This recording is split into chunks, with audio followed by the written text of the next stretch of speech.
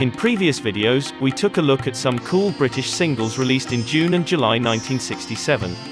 Now it's time to revisit some fine singles released in August of that year. Are you sitting comfortable 2 square on your body? Then we'll begin. The Rolling Stones released the song We Love You 3 weeks after Mick and Keith were granted bail and their drug charges successfully overturned. After 5 months of legal hassles, looming prison sentences and sensationalist media headlines, the song was a message of appreciation to all the fans who showed support for the band. We Love You, however, was also a sarcastic message to all the authorities who wanted to see them behind bars. The song espoused a strong anti-establishment stance, as evidenced by some of the lyrics.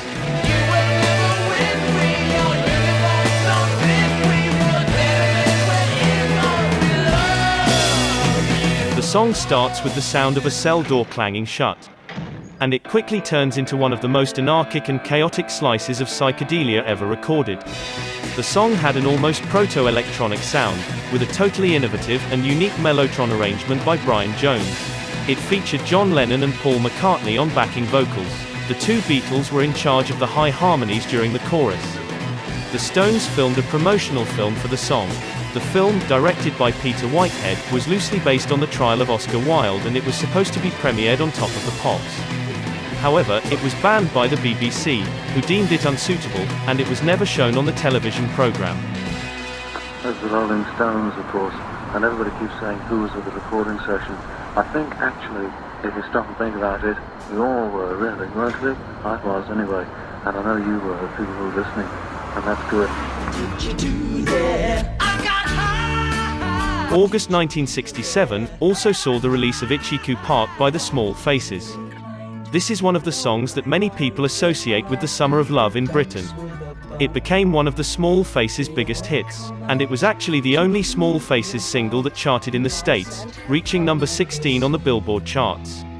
In Britain, it reached number 3.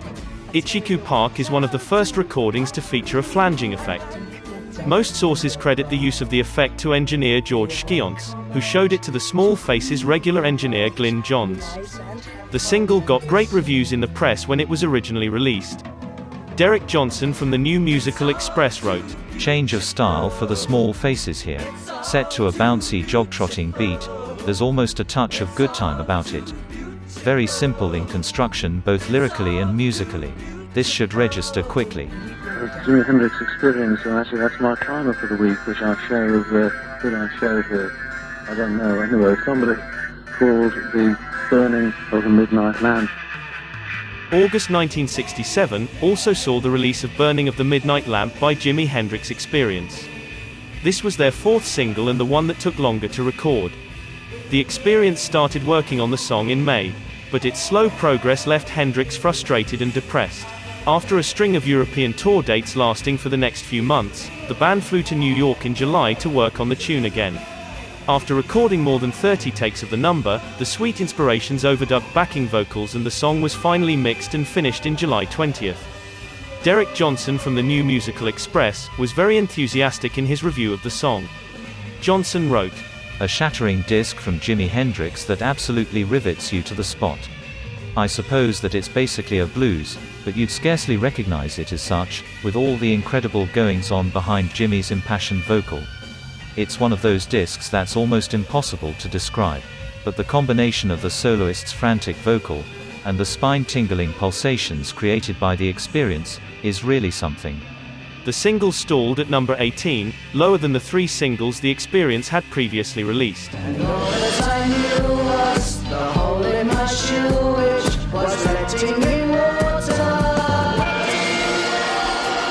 After the success of Paper Sun in May 1967, Traffic released their 2nd single in August. Hole in My Shoe was written and sung by Dave Mason.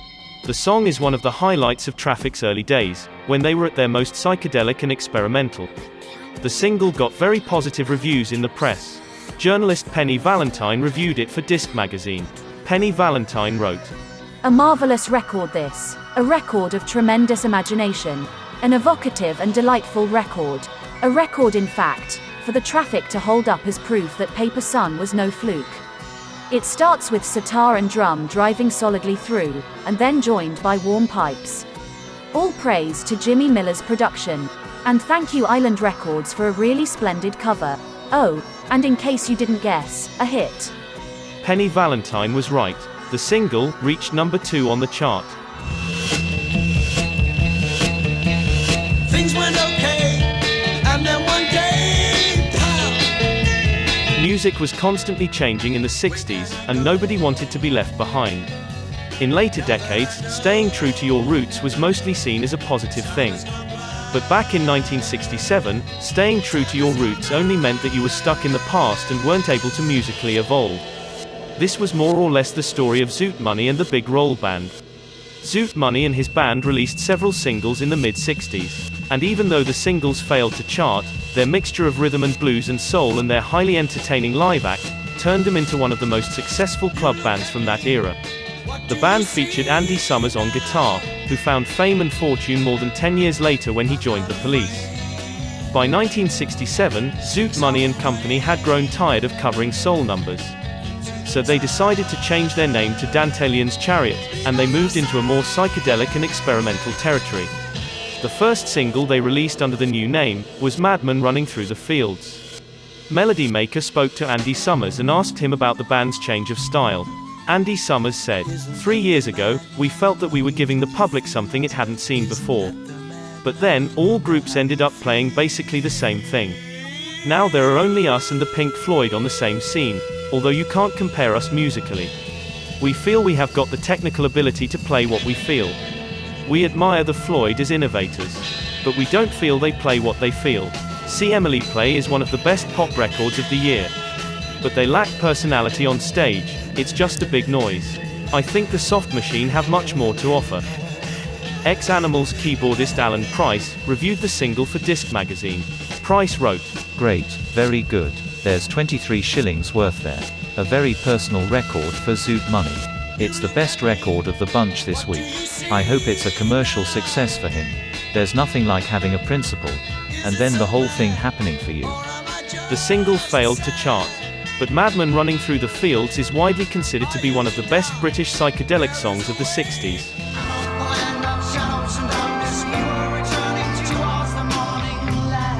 16-year-old Peter Frampton got his first taste of success in August 1967. After an unsuccessful first single that missed the charts, Frampton came alive when From the Underworld became a top 10 hit. Even though The Herd released some good songs during their brief existence, they were never taken seriously due to their teeny bopper following. Frampton's photogenic looks prompted Rave magazine to dub him the face of 1968. And tensions within the band grew due to the constant focus on Peter Frampton. By late 1968, Frampton left the band to form Humble Pie with Steve Marriott. From the Underworld is perhaps The Herd's greatest moment, and it got great reviews in the press when it was originally released. The New Musical Express wrote, It's beautifully scored and very tastefully done. The most serious and thoughtful composition yet from the Howard Blakely team. And The Herd do it full justice. It could happen if it gets sufficient exposure. Don't miss it. Another song that became a big hit during the Summer of Love in Britain was Flowers in the Rain by The Move, which reached number 2 on the singles chart. The song, however, was clouded in controversy due to a publicity stunt by their manager Tony Secunda. A postcard advertising the single featured a cartoon of the then Prime Minister Harold Wilson, naked in bed with his secretary Marcia Williams. Several years later, Robert Davidson, who was the Move's photographer and a close friend of Tony Secunda, commented, He had 1,000 of these postcards done, and then he said, right, how are we going to distribute them, Robert? And I said, well, I'm not sure. And he said, well, let's go and find the most famous politician we can who lives locally. So we went in search of a gentleman called Michael Foot, who lived in Hampstead then. So we went and stalked him and went up to him and said, could you take these into the House of Parliament and distribute them amongst all the other politicians? And he said, well, and Tony said, go on, you can do it, Michael. And he said, well, yeah, I'll do that for you. And anyway, he went off with them. And Tony also sent them to anybody he could think of, any journalist going, TV, and did that without the Move knowing what was going on. The band hadn't got a clue. The following day, there was a knock on the door about 9 o'clock in the morning, and these two gentlemen said, "Tony Secunda?" And he said, "Yes." And he said he's never been that frightened ever in his life. They had him up against the wall very rapidly and frightened him, saying, "You've been very naughty, you've upset the Prime Minister, Harold Wilson," and threatened Tony and said, "Listen, don't ever do that again." And then they put him down gently and walked away, and he rang me later and said, "Robert, they frightened me, I think this one might get a bit bigger." Prime Minister Harold Wilson sued the move, and the High Court ordered that all royalties from the song be donated to a charity of Wilson's choice. This legal arrangement remains in force to this day. By now, it is estimated that Roy Wood could have lost millions of pounds in royalties. The song also achieved its own place in pop history by being the first record to be played on BBC Radio 1, when the station was launched on the 30th of September 1967.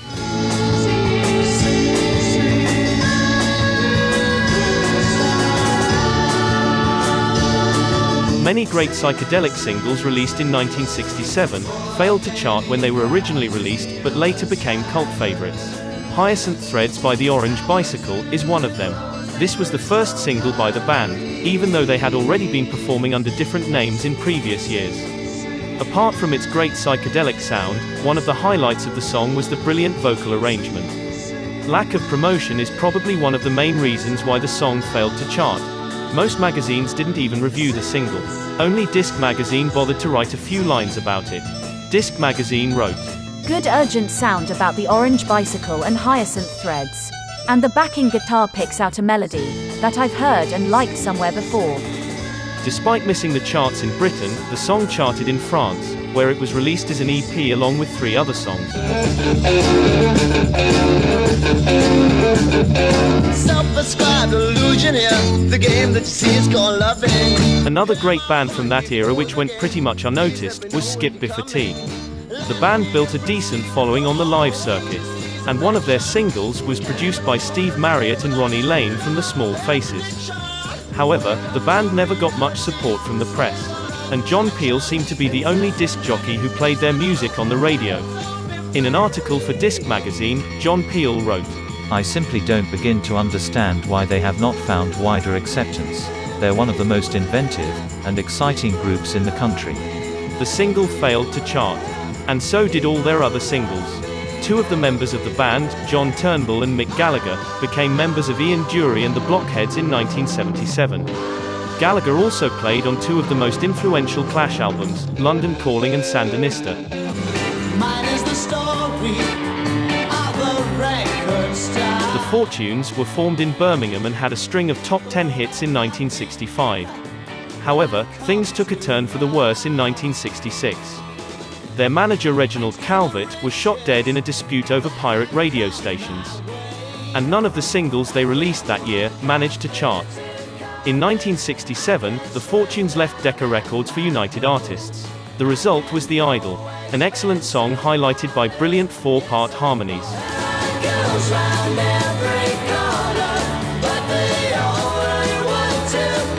The song got decent reviews in the press. Penny Valentine reviewed it for Disc Magazine. The Fortunes are a nice group with a nice sound who have been steadily making records and who deserve a hit. The song is about having a swimming pool and red carpet and all the girls he wants, but who only want him because of who he is. Same old story. A few nice lines, but it's the production that holds it together. Nice. And an extraordinary end. The single didn't chart in Britain, but it entered the charts in Germany. I hope you enjoyed this trip back to August 1967. See you next time.